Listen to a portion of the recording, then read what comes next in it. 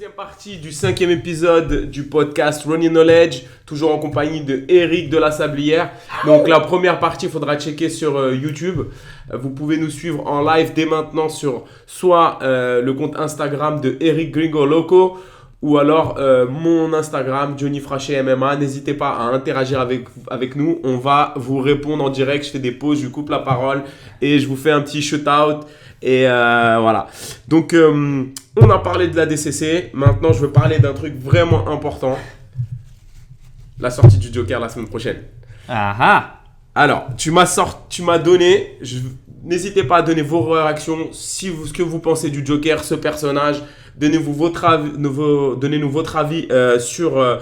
ce que vous attendez de ce film, ce que vous pensez du trailer que vous avez vu, et puis aussi de la prestation de Joaquin Phoenix. Salut Debo, ça va? Tu vas bien? De Joaquin Phoenix. Salut mon Mehdi, bien ou quoi? Donc voilà, tu m'as donné une bonne comparaison des différents Jokers. Est-ce que tu peux me rappeler ce que tu m'as dit sur celui de Jack Nicholson? C'était ça, non? Jack Nicholson et celui de Heath Ledger. Ok. Voilà. Bon. Alors, vu que tu as envie de parler, j'étais pas. Alors.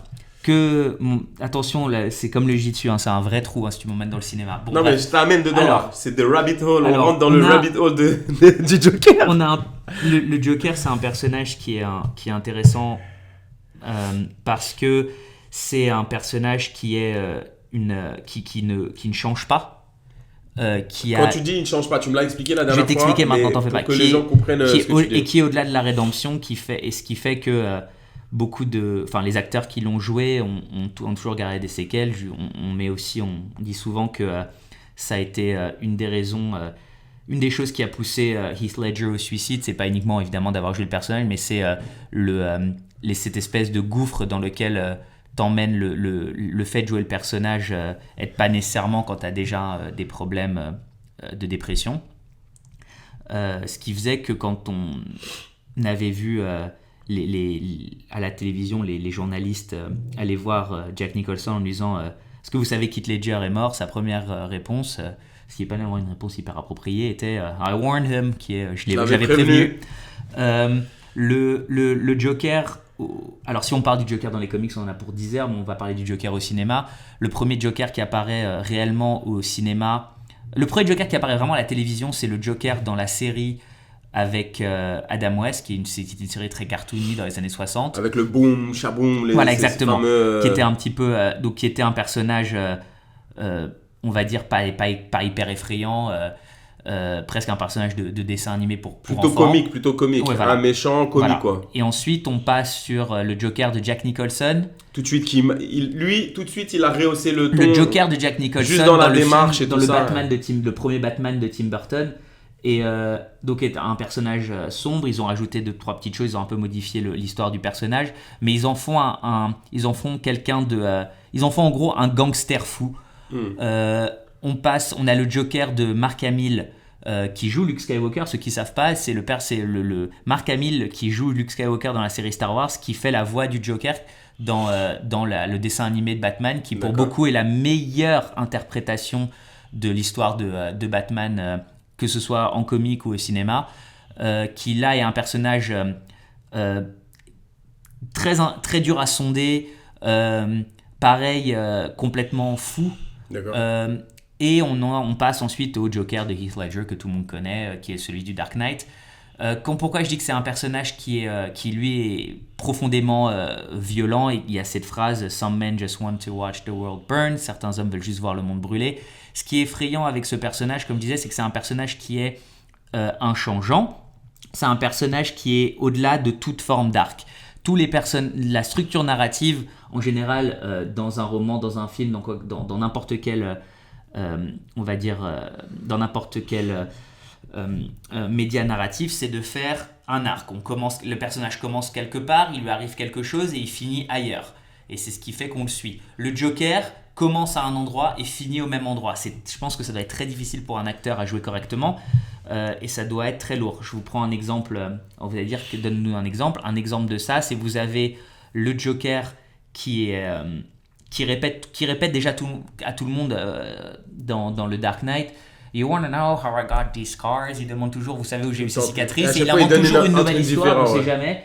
Et quand il cherche à prouver au monde que les personnes mises dans des situations, soi-disant les personnes du commun sont mises dans des situations extrêmes, elles vont réagir aussi mal, voire pire que les pires des personnes. Quand ça n'arrive pas, il décide qu'il va prendre les choses en main et faire péter les bateaux lui-même. Spoiler alert, c'est un personnage qui n'apprend pas, qui refuse d'apprendre, il ne fait qu'agir. Il suit un seul schéma. Il suit un seul schéma et il ne fait qu'agir de façon destructrice. Et donc, qu'est-ce que tu penses? Parce que bon, on avait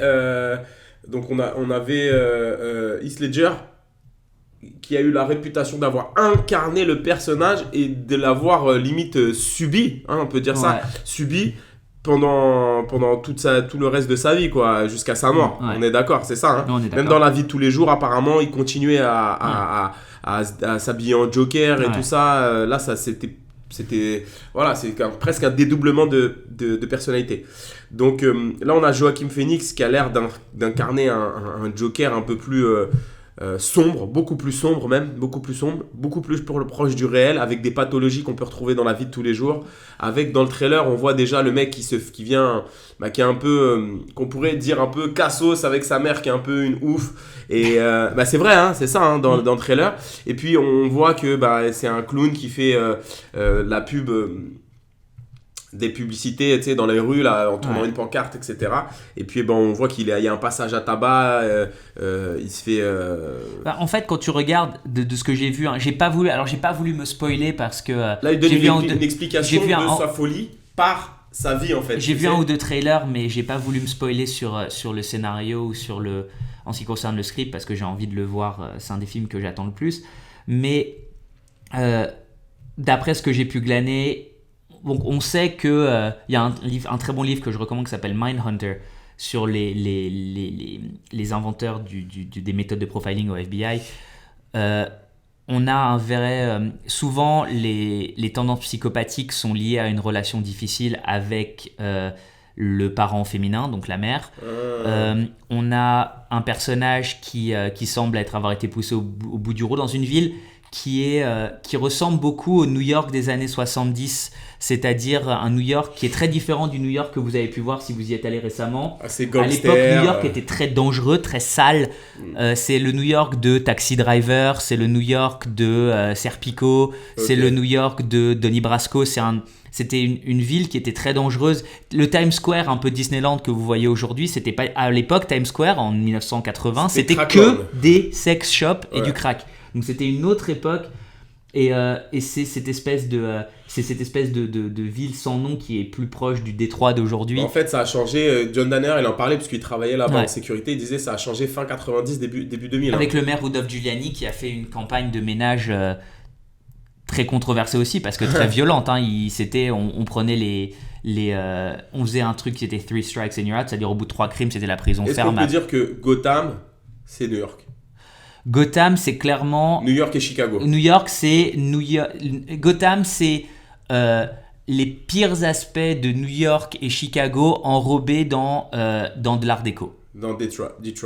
dans du bel art déco du New York et du Chicago des années 50. Ça avait été repris dans la série animée de Batman, où on ne sait jamais si on est...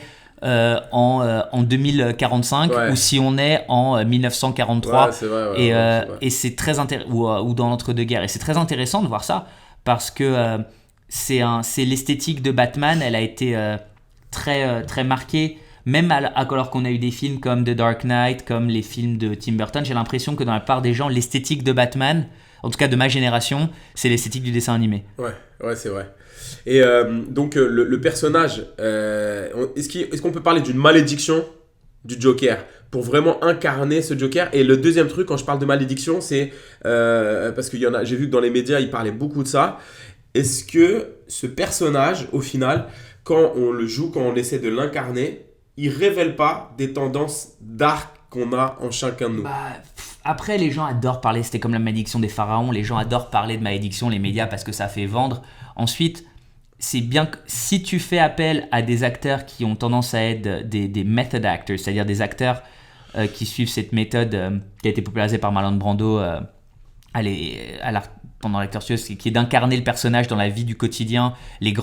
Beaucoup de grands acteurs actuels américains, surtout américains, c'est une méthode très américaine, mais pas nécessairement, parce que vous avez Christian Bale qui est gallois, qui a tendance à y avoir recours, Anthony Hopkins aussi, et des personnes comme Robert De Niro, etc., où on vit le personnage, on devient le personnage pour après l'incarner au cinéma. Si vous prenez des méthodes acteurs et que vous leur faites jouer un psychopathe nihiliste sans aucune forme de rédemption possible, vous allez sans doute générer des pathologies ou révéler des choses. De toute façon, on ne devient pas un grand acteur, ce type d'acteur avec qui ont recours à ces formes de travail-là, sans avoir une forme de je vais pas dire de pathologie, en plus je suis pas psychiatre, ça sert à rien, mais une sensibilité exacerbée. Ouais. Donc évidemment on va créer ce genre de choses va ressortir. Donc est-ce qu'on parlait de personnages maudits, on peut parler d'un personnage dur à jouer. Il y a des personnages shakespeariens qui sont très connus pour être durs à jouer, d'accord, les Hamlet, les Othello. Toi tu me disais que tu avais un ami, enfin une personne que tu coaches aussi qui est un acteur connu, qui te disait c'est le genre de jeu qu'on a, de personnages que tous les acteurs qui ont un peu de couilles ont envie de jouer, ouais. Mais en sachant que c'est quelque chose de très difficile et que ça marque. Ça m'intéresserait de parler à un acteur compétent de ça, parce qu'ils ont, je pense, de la même façon qu'on a une vue de ce qu'on pratique un petit peu plus pointue, ils doivent pouvoir ressentir les moments qui ont été les plus difficiles. L'impact du personnage. Quand on se plonge dans la vision qu'on a du personnage, regarde, en PNL et en préparation mentale, on parle tout le temps de la fameuse méthode de visualisation. Exactement. Donc on visualise. Mais là, on doit visualiser et incarner le personnage. Sachant que le cerveau ne fait pas la différence entre une action imaginée et une action vécue. Exactement. Le nombre de scènes qu'on doit tourner pour pouvoir tomber sur... Et tu dois la faire encore et encore et encore. Donc, et encore. Quelque part, on incarne directement, on s'entraîne à devenir le personnage. Exactement. Moi, la question, sur ce genre de personnage, est-ce qu'au final, tu deviens pas le personnage? Ça, je sais pas, je pense que ça dépend des acteurs. Il y en a qui doivent le devenir, hein. Vous prenez un acteur comme un des plus grands acteurs actuels et de l'histoire, vous prenez quelqu'un comme Daniel Day-Lewis. Donc Daniel Day-Lewis qui a joué beaucoup de personnages hyper forts. Il a Abraham Lincoln, son personnage dans There Will Be Blood, qui a une flopée, qui fait un film tous les 4 ans mais qui gagne un Oscar à chaque fois. Vous prenez un exemple, quand il avait joué dans le dernier des Mohicans, d'accord, il a vécu 3 mois dans les bois, il s'est entraîné à courir, ça va te plaire, comme un Indien, entraîné à courir, donc c'est-à-dire sur l'intérieur des pieds et pieds de l'avant à l'arrière, et dans la forêt tous les jours pour une scène, parce qu'il voulait que sa démarche soit similaire dans tout le film à celle d'un blanc qui a été élevé par les Indiens. C'est quelqu'un qui a boxé à un niveau où même ses professeurs de boxe à wildcard, hein, donc pas n'importe où, disaient si tu veux tu peux combattre en professionnel. Il a passé 2-3 ans à faire que de la boxe. Que de la boxe, en s'entraînant avec des professionnels, en dormant, en vivant avec les boxeurs, et après il a arrêté. Et qu'est-ce qu'il dit ? Il dit ma vie est pas particulièrement intéressante, donc je vis des vies intéressantes au travers de mes héros. C'est un jeu de rôle grandeur nature. Il y a beaucoup de critiques de ça. Il y a des acteurs qui disent à ce moment-là, c'est plus de l'actorat, c'est de la pathologie. Non, mais ça existe. Hein. Il y a des très bons acteurs qui disent ça. Vous n'êtes pas en train de jouer, vous êtes en train de devenir. C'est différent. En tout cas, de ce que je ressens, moi, quand je regarde un film, en plus, je suis très très bon public, j'aime tous les films et tout. Même un nanar, je trouve ça bien, j'aime bien. Mais par contre, ce que j'aime bien, c'est quand l'acteur, il me fait... Puisqu'il n'est pas en face de nous, puisqu'il n'est pas comme le théâtre, on ne peut pas toucher, on ne peut pas ressentir la présence physique des choses. J'aime quand l'acteur nous fait ressentir qu'il est vrai. Il ne faut pas qu'il y ait... évidemment. Ce qui va donner la sensation d'être dans le film, d'accord, de vivre cette expérience, c'est plus le fait d'avoir des décors visibles qu'on peut toucher, on sent comme au théâtre ou dans une comédie musicale, etc. C'est justement la prestation de l'acteur qui est ancrée dans le présent. Même s'il a un fond vert derrière lui, par sa gestuelle, son attitude, il te fait vivre le film. C'est l'idée du cinéma. Le et donc, cinéma et le théâtre, c'est un peu différent. Ouais. Donc ouais, c'est top. On attend ce film avec impatience. Hein. On kiffe ce genre de personnage un peu travaillé. Ah, moi j'adore. Ils sont travaillés, ils sont tiraillés dans tous les sens. Donc c'est vraiment ouf, quoi. Et puis je regardais Joaquin Phoenix, il a pris une certaine distance par rapport à cette méthode-là. Il disait que malgré lui, même s'il essaie de se séparer du personnage, quand il rentre chez lui et dans la vie de tous les jours, il a des fois des petits réflexes un moment après le tournage. C'est évident. En plus, lui, c'est un acteur que j'aime beaucoup. Je pense que j'ai jamais vu je crois que j'ai jamais vu une prestation, ne serait-ce que une mauvaise prestation un peu douteuse de lui. Son frère River Phoenix était une icône. Il est mort dans les années 90 d'overdose, si je me trompe pas. Il était dans si je peux vous recommander un film si vous voulez voir ce qu'est River Phoenix, vous regardez My Own Private Idaho avec lui et Keanu Reeves. Et Joaquin avait c'est très rare qu'on ait deux acteurs de cette qualité dans la même famille, et surtout quand c'est deux frères. On a Joaquin Phoenix. Si vous voulez une prestation qui pour moi est souvent peu mise en avant mais qui est exceptionnelle, surtout quand vous avez comme moi une certaine vous portez un certain intérêt à l'histoire. Regardez la performance. Alors le film a rien d'historique au-delà du visuel, en tout cas en ce qui concerne l'exactitude, mais en ce qui concerne l'esprit de l'époque, il est assez bien capté. Vous regardez la performance de Joaquin Phoenix en Empereur Commode dans Gladiator. Vous avez quand vous vous rendez compte de la folie du personnage dans la réalité, le vrai Commode, le véritable Commode, qui était une catastrophe à plein de niveaux pour tout le monde connu à l'époque par Rome. C'est la façon dont il le joue, c'est une performance qui méritait l'Oscar qu'il a gagné. Ouais, et il y a un point. Golden Globe, je sais plus. Ouais, bon, ça a coupé. La vidéo en direct a coupé. Hein, il n'y a plus que la mienne. Il y a plus que celle d'Eric, donc c'est cool. Ouais, c'est vraiment intéressant ce jeu d'acteur. Moi, je me demande toujours comment ils arrivent à autant rentrer dans leur personnage, à vivre ce personnage. Ouais, c'est un métier. C'est un métier. Et c'est vraiment ouf. Deuxième point, super important. Maintenant, on a fait un podcast avec la société Clean Hugs hier. La société. Ouais, c'est ça. Ouais, la marque, the corporation. Clean Hugs, c'est vraiment. Castagne FM, c'est un super podcast qui a invité beaucoup de pratiquants français d'arts martiaux, surtout de la communauté, du grappling, de la lutte au sol, du jiu-jitsu brésilien. Et ils ont une marque donc de produits d'hygiène corporelle et d'hygiène sportif en général, parce que je sais qu'ils sortent plein de nouveaux produits. Et je veux dire un truc, ça sent bon. Hein. Et avec que des produits de très très haute qualité, hein, voilà, tout est pas de produits chimiques, etc. Donc ça c'est top du top. Et c'était super. Hein. On a fait un podcast qui était génial. Hein. On avait une super on était vraiment en osmose tous les quatre. Ouais, on avait c'était très très agréable. Et je pense que c'est une des conversations on va dire radiographiques les plus agréables que j'ai jamais eues. Que j'ai pu avoir, ouais, c'était vraiment bien. Puis en plus, c'est des hôtes très très à l'écoute, avec des questions de relance et assez pointues et puis en même temps assez ouvertes, qui t'imposent pas forcément leur manière de voir les choses. C'était vraiment top. Voilà, on va faire d'autres podcasts avec eux. Donc si vous avez des questions quand vous voyez cette vidéo, n'hésitez pas, on va la poster la semaine prochaine. Donc aujourd'hui on est le 3 octobre, donc la semaine prochaine on sera le 10. Vous verrez sûrement cette vidéo le 11. Donc tout de suite, envoyez-nous vos propositions, les sujets que vous voulez qu'on traite. Et donc avec l'équipe de Clean Hugs et donc l'équipe Running Knowledge, Eric et moi, on va traiter de ces sujets. On va choisir bien sûr, parce qu'on en aura beaucoup, mais on va essayer de traiter de ces sujets lors de ce podcast. Donc tout de suite en dessous, la vidéo quand vous le voyez, n'hésitez pas à commenter. Et quel que soit le sujet en rapport avec les arts martiaux, les sports de combat, mais... Moi j'ai un truc à dire sur le cinéma.